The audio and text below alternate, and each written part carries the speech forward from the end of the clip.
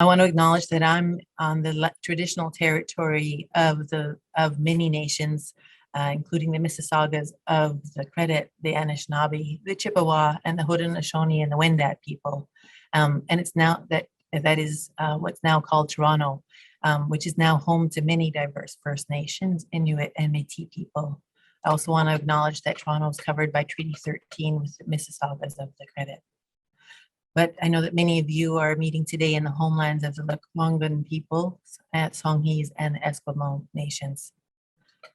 Also want to note that the sessions are being recorded and the chats are being saved. So please do participate there, and we will use that to inform the work going forward. CUI Victoria program is rooted in the vital sign data that was produced by the Victoria Foundation, where we were able to see and learn much more about what's happening in the region. If you need closed captioning, do look to the bottom of the screen or ask for help in the chat box. There'll be many of us there. I'm going to pass now to Mayor Lisa Helps to tell us more. Thank you. Great. Thank you so much, Diane. Welcome, everyone. It's great to see all of you here today. This is a very exciting session for all of us and hopefully for you and for our staff as well. So today we're going to be diving into 3 topics: making reuse the norm, Victoria's transition away from single-use throwaway items, improving housing choice in the missing middle, and then thirdly, equity and inclusion in the 15-minute neighborhood. So the way this session is going to work is our wonderful staff from the city who are working hard on these projects will each do a 5-minute pitch to entice you into their breakout rooms. But don't worry, over this period of an hour and a half, you'll actually have an opportunity to dive into 2 separate topics. And so this is going to be a bit of Zoom gymnastics, but first each of the staff will present. And then after we've heard the presentations, we're going to ask you to rename yourselves. And if you don't know how to do that, you go to participants, you see your name, you hover over, and there's an opportunity to rename. I'll give these instructions again, but just so you can be thinking about the logistics. Again, there'll be 2 breakout groups. So if you want to go into missing middle, you name yourself MM. If you want to go into inclusive climate friendly neighborhoods, you put ICF instead of your name or beside your name. And if you want to go into zero waste, you put ZW. And so then you'll be zoomed off into your rooms, and then you'll have a great discussion with staff on that particular topic. Then you'll all come back to the main room, and then you'll get to pick another topic. So just want to ask everyone to be mindful if there are 40 missing middle people in the first breakout group, maybe think to rename yourself because you can go there second. So in actual physical space, this would be easy. People would stand up from their chairs and walk into a room, but we're going to do our very best here on Zoom. So as Diane mentioned, this conference, CUIX Victoria Local, is rooted in the vital signs. And while there are many topics that we're discussing today, one of the biggest ones, and it's come out through many of the other sessions, is about affordable housing. And missing middle housing is about creating more housing for more people in more neighborhoods. And just to give you one vital sign statistic before I hand it over to staff who will walk through each of their presentations, 71% of people who completed the vital signs survey feel that home ownership is completely out of reach. So that's the vast majority of people in our city, in our region, who can't ever see themselves owning a home. And so part of the missing middle housing conversation is about that. As I said, we're also going to hear about Victoria's move to a circular economy. And then even as we build these new missing middle housing options, we want to make sure that neighborhoods are inclusive and sustainable. And it was interesting, actually, just picking up from the last session we had with youth. One of the conversations that the youth had in their session last night and reported out to the rest of us this morning is sustainability feels like a privilege. Many of them feel that they can't afford to be sustainable, and what an awful feeling that is. And so part of this session is how do we build inclusive and sustainable neighborhoods at the same time? All right, so with that, I'm going to start the clock and I'm going to turn it over to Rory and Rhiannon to talk about making reuse the norm, Victoria's transition away from single-use throwaway items, and they've got 5 minutes. Great, thanks, Mayor Helps. I'm Rory Took, and Rhiannon Moore is our outreach coordinator. She can quickly put up her hand while I'm getting my presentation up so you can see us. As the mayor said, we're going to be talking about making reuse the norm in our breakout session. I've got 5 minutes to pitch it, but the conversation doesn't have to end here. So there's other opportunities. I'll explain that at the end.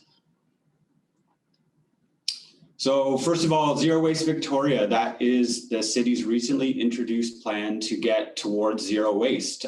Right now in the city, we recycle compost about 50% of the products that we produce or that come to the city. By 2040, our goal is to reduce that by another 50%, essentially getting 75%, and that will get us along the pathway towards true zero by around 2050. There's 4 areas that we're focused on that are really big sectors or big contributors to waste in this city. That's single-use items and packaging, food and organics, the built environment, which includes the construction and renovation of buildings and infrastructure, as well as durable goods like your cell phone or your clothing. The focus of today's discussion, though, is really on that single-use items and packaging. As we know, the plastic pollution crisis is looming and is a priority for us to address here at the city. And we're taking a renewed approach to this. The 3 R's are likely familiar to most people: reduce, reuse, recycle. Our emphasis really, though, is on the top of this hierarchy. So eliminate the unnecessary, make reuse the norm, and then after that, recycle the rest.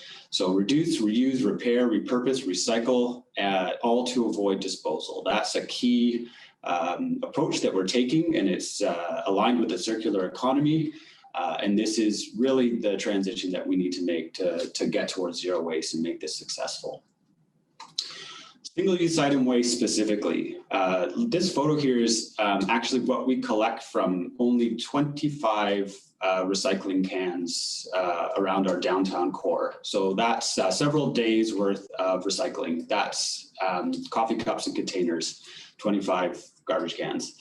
And every day, Victoria residents throw away over 75,000 single-use items. All these items are not going to recycling. A lot of them are going to the landfill, and especially problematic, a lot of them are entering our natural environment, and that causes local issues, and it causes global issues when it comes to environmental harms of our oceans, our waterways, and our natural areas. And the solutions may be a little bit surprising, maybe not to some folks, but not all single-use items and not all products are created equal. This chart, we can go with this a little bit more. It looks at the different single-use items and the different alternatives that we have available and compares them on various considerations. How do they perform when it comes to the environment? What about the health of people touching and using these items? Are they actually functional? Can our food stay warm, cold, avoid spilling in these items? What happens at the end of their life? And what do they cost? Maybe not a surprise, reusables are the best outperforming option across this range.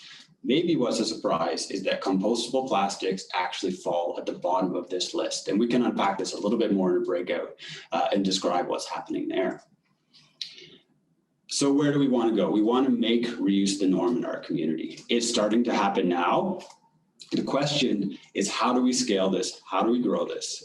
How is this something that happens every day in all our lives? And that's the question. So how do we make this a regular activity for all? And the mayor indicated the youth last night thought this might be a privilege and might have costs. So we want to unpack that. We want to figure out how we're bringing everybody along on this transition. That's the focus of the breakout. And we encourage you to attend ours. It doesn't end here. You can have your say at engage.victoria.ca/reduce single use. We just went live with that at 10:30, so we're eager to hear your feedback on our proposed action to reduce single use, and also bonus events. So there is a paid conference that's happening tomorrow, the Coast Waste Management Association. We've secured 50 spots, though, for anybody who's interested in continuing this conversation. There's a topic tomorrow with North American leaders on building a thriving reuse economy. If you want access, please email Rhiannon there, her email's there. And with that, I'll turn it over to the next city staff for their pitch. Thank you. Thanks, Rory. That was terrific. Thanks for securing those extra spots for attendees of this conference. And we'll maybe, Rhiannon, you could put your email in the chat as well. And anyone who wants to attend, that's a really great offer.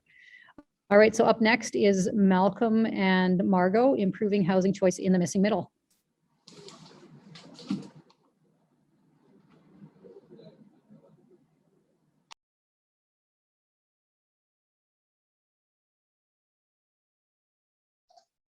Thank you for the cue to unmute. Okay, we'll try that again. So my name is Malcolm McLean, and I'm accompanied by Margot, who is also working on this with the City of Victoria. We're pitching a discussion about the Missing Middle Housing Initiative. We've got lots to talk about, and given a short time to pitch to you, we will show you the first 2 minutes of a video that you can watch while you take our survey, which is live until November 23rd as well. So I will just quickly switch to our video. One moment.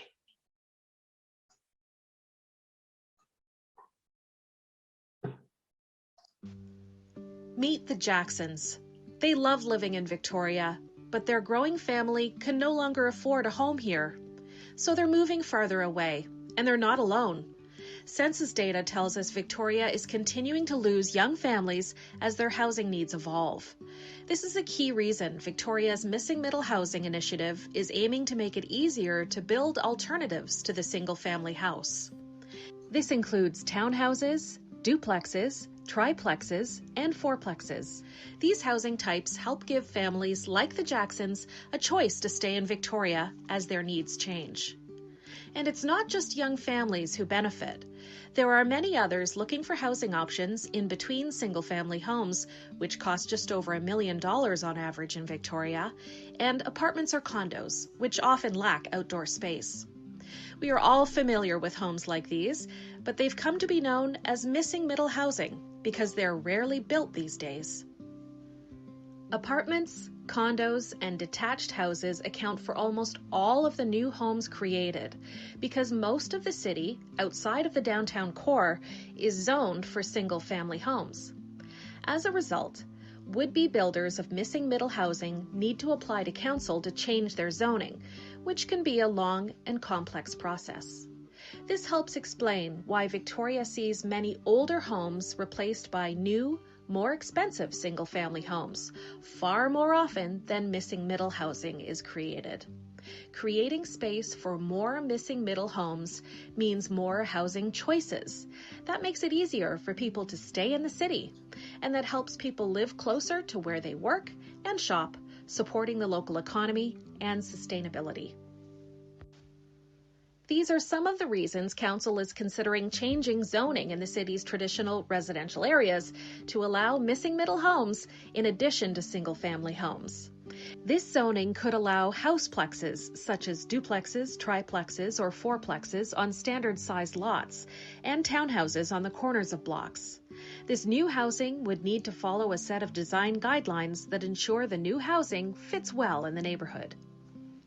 These emerging concepts for missing middle zoning have been informed by early community input, and now we want your feedback to help navigate some important choices and trade-offs.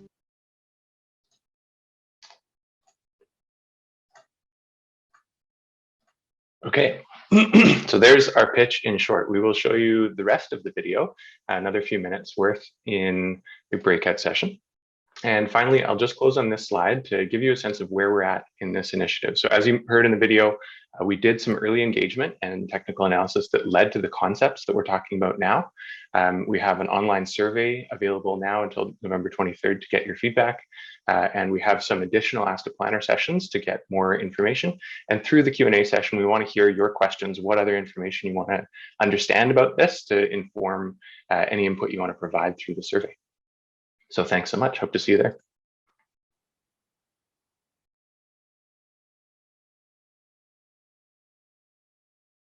Thank you very much to Margot and Malcolm. And now we're going to go to Mark and Lauren to talk about equity and inclusion in the 15-minute neighborhood.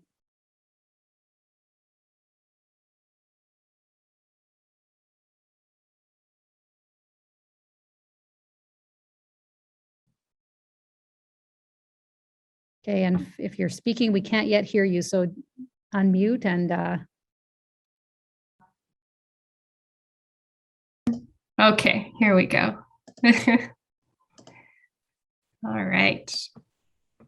So yeah, I am going to try to entice you to come to talk with Mark and I about equity and inclusion in the 15-minute neighborhood.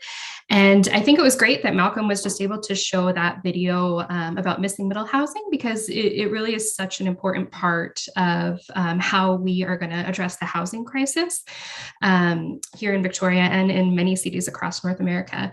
But as we think about that, it's not really the only solution. So if we look ahead sort of 10 to 20 years in the future, we know that our housing needs are going to evolve. Even today, we know that we're lacking about 4,500 to 6,300 units in our market. And these are people that are actually living in Victoria today, but they are living in situations that are overcrowded, or they're living with roommates for longer, or perhaps they're just trying to get into a very, very tight rental market. And so that's where that gap is actually on the ground today. And if we look 20 years into the future, between 2016 and 2041 or so, there's going to be about 11,000 more households that are going to form. And so missing middle is a really important part of that solution, but we also need more apartments and condos. And what we want to think about is where those can be located. And using a bit of magic of math and logic and numbers, we can actually try to understand where that could happen. And so I'll quickly just sort of explain what this map is showing us. Victoria is this wonderful city because we have this very established network of beautiful villages that have all of these great services and local businesses. Sorry, Lauren, I'm just going to interrupt. We can't see the map. Your screen shared and then it went away. Oh, no. So try again. Let me try one more time. Okay. Let me know if you need me to try to share that, Lauren. How about now? Yes. Yeah, we can see the map. Okay. Yep, you're good. All right, great. Thank you, Mayor Helps. So what this map is really showing us is that about 30% of the growth that we're going to see over the next 20 years or so is actually going to happen in areas that are not very close to those wonderful villages and town centers, or our downtown core, which is also rich with economic activity and local businesses and options to hang out with your friends and good amenities.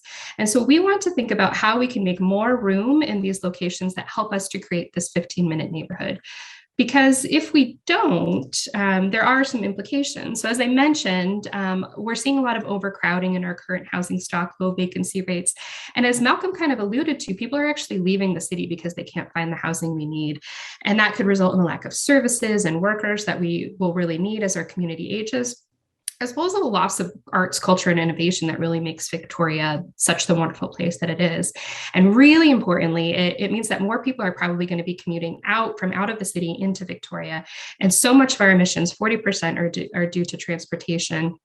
And so we really want to tackle this problem by getting more housing, the right supply in the right locations. And we have a framework to do this, where we want to put about 50% of our growth in the downtown core, 40% near town centers and large urban villages where people can really access those goods and services, and let the rest sort of filter out through the rest of the city in diverse forms like Malcolm was talking about. So we want to get that 30% number down to 10% and put more people in the right locations. And this is probably pretty familiar to you. This idea of a 15-minute community has been a pretty hot topic lately, and we're all excited that people are excited about it and that we can advance it. But the trouble with the 15-minute community is that if you're not really careful and thoughtful about the way that you plan for it, it can just start to become an enclave for the wealthy. And we don't want that, right? We want Victoria to remain diverse and inclusive and equitable. And so we want to think about how we can create that 15-minute community in that way. And we also want to be sure that we preserve the community identity that people love so much about Victoria. So these villages all have their very unique identity, and we want to enhance that, build upon that, preserve it. But we also want to hear from people about what's missing in those identities. Perhaps there's a lot of heritage and historical history, but it's missing Indigenous histories or environmental histories that people would like to see reflected in the future. And how can we build that in as we prepare our city for the incremental change that we know is going to need to happen as we grow and face these dual challenges of the climate crisis and the housing crisis. So this is why we're going at it area by area. And the first areas that we're looking at are Fernwood, Hillside Quadra, and North Park. So if you want to come chat with Mark and I, we would love to talk about those three areas right now, because we spend a lot of time thinking about them, and they're wonderful communities, and we're talking about them right now. But if you also just want to talk about how to make 15-minute neighborhoods equitable and inclusive, that's great feedback for us too, and we would love to hear from you. So come chat with us if you want to. Perfect. Thanks, Lauren. Okay, now this is the opportunity for all of us to do some Zoom gymnastics. And so if you've never renamed yourself or had to do it on the fly, if you go down to the bottom of your screen, you go to participants, and then your own name will come up. And then beside your name, there is a sign that says more, or a option that says more. If you click on more, you rename yourself. And then this is where it gets tricky. If you want to go to missing middle, put MM beside your name. If you want to go to inclusive climate friendly neighborhoods, put ICF beside your name. And if you want to go to zero waste, put ZW beside your name. And then our amazing colleague at CUI, Jamie, she's going to look at all of those things and figure out how to get everyone into the right room. You'll have 30 minutes in those rooms and then you'll come back. So I'm going to stop talking, and I see that some folks are getting it. If you don't put anything beside your name, you'll just be left behind in the main room with not much to talk about. So just take the time to, and again, remember that you'll get to go to another session. So if you don't get your first choice now, you can come back. Hi, everybody. Welcome back. I hope that that was a good introduction to some of the topics that are happening right now. Before we close out, a few things are going to happen. First of all, Jamie is going to pop 3 questions and a Google form into the chat. And if you could take the time, you don't need to do it now, but if you click on the Google form, it'll stay open even past the session that we're in. And we want to know from all of you, what's one thing you learned today that you didn't know when you came? What's one personal action that you can take based on the knowledge you got today? And it might be something as simple as I'm going to fill out the city's missing middle housing survey. It might be something different. It might be something about what you can do to help create an inclusive neighborhood. And then the third question we'd love for you to answer is, what are the next steps that could be taken in response to this conversation, and who should take them? So those are the 3 general questions, and we're asking those after each of the 15 or 16 sessions we've been hosting as part of CUIX Victoria, so we make sure that actually actions come out of this, not just really good and detailed conversation. So take the time to do that. Each of these areas, missing middle housing, zero waste, circular economy, and inclusive climate friendly neighborhoods, the city has an active engagement on right now. The zero waste one is live and will launch publicly this afternoon. The other 2 surveys are open. So this is really important, not only for those of you who came today, but for your communities, your schools, your neighborhoods, your workplaces. Please share the survey links with others, because council will really have an easier time making a decision on inclusion and making sure we're building a city for everyone if we've got a wide array of input on the surveys. And so staff will put the various survey links into the chat. Again, if you open them up now, you'll be able to keep them open and fill out the surveys over the next few days. And then finally, we've got a little bit of time for city staff or anyone else to just share back really, really quickly and, kind of, 30 seconds or less. What's one thing you heard? What was one big idea? So maybe I'll start with the facilitators, city staff. What came out in your breakout groups that you might want to share with the rest of us? Any interesting questions, comments, thoughts? And maybe I'll turn to the missing middle first. Sure, thank you. We had some great discussion, things about building heights, not surprisingly, lots of discussion on parking, and important considerations about how to ensure that this housing is as low cost as possible, and alternatives to the detached house. So that's very broad, sorry. Yeah, that's good. No, that's what we're looking for. Perfect. That was a perfect model of how to give a report back in 30 seconds or less. Okay, over to zero waste. What did you hear in your session? Rhiannon, do you want to take this? Yeah, for sure. So we heard a lot about access to recycling and reusing and reducing. So not everyone has access and the ability to bring certain items to be recycled. We also talked a lot about kind of re-envisioning spaces. So thinking of places like Royal Athletic Park as a place to bring certain items to be maybe repaired or recycled. And we talked a lot about convenience and also compostable plastics and how they are considered to be very sustainable, but really they're quite problematic in our community. So we had some great conversations. Great. Yeah, thanks for that. That's one of my takeaways from today. When Rory showed that chart at the beginning, compostable plastics falls right at the bottom of the barrel. So we should all do our best to avoid those. And the city and business can do a better job in making other choices available. Okay, and inclusive, climate-friendly neighborhoods. What were some of the key takeaways from your session?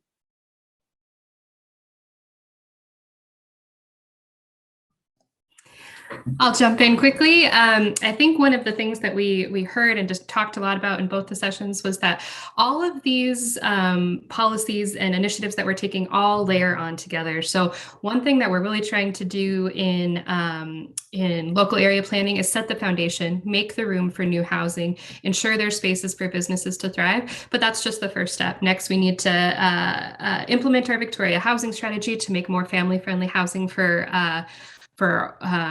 all types and multifamily buildings, including Canadian newcomers who are really in need of it. We need to make sure that we're implementing our STEP code, thinking about energy efficiency in new buildings. We need to think about our parking requirements, ensure that our transportation systems are aligned with the way that we're planning for our housing. They all come together, but it all starts at the foundation of making the space in the first place.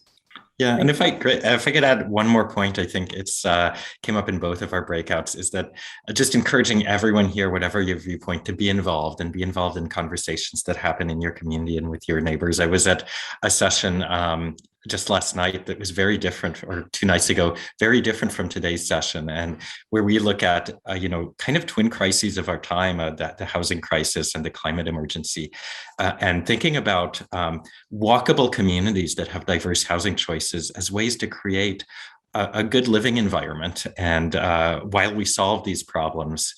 And I think the tone a couple nights ago was more that housing and walkable neighborhoods is a bit of a burden, and yeah, we'll accept a little bit of it, but it's really a burden. And if this means more people living here in order to be able to have the ability to get around without a car, is that really desirable? And so just to be involved in your neighborhood associations and in the conversations that are happening. And I think Lauren noted that we will be out with a survey, but it's hard for us to talk to your fellow citizens and residents the way you can, and you have a lot more credit with them, frankly, than city staff. So please be involved. That's a great point, Mark. Thank you.